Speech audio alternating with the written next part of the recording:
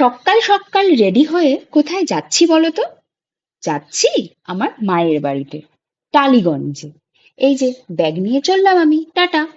ও, ভুলে গেছি, সাথে আমার প্যাচকাও তো রয়েছে, ওকেও তো নিয়ে যেতে হবে তাই না? গেছিলাম একটু ডাক্তারের কাছে, ওর সর্দির ওষুধ নিতে।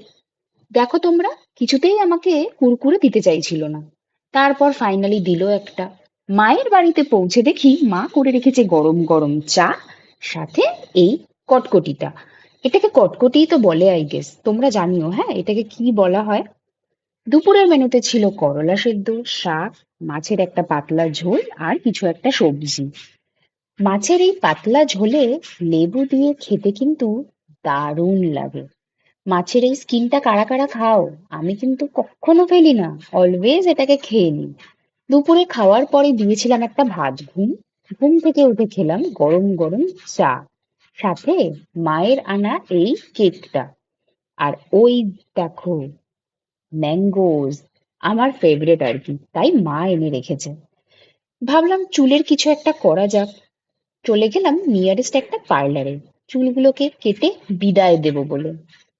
হেয়ার কাটটা দেখলাম মন্দ করেনি। আর ওই যে আমার পাশে দেখুন, আমার মাংকি মহারাজকে কি করে বেড়াচ্ছে। রাতে ডিনারের পর খেয়েছিলাম এই আইসক্রিমটা। চলো টা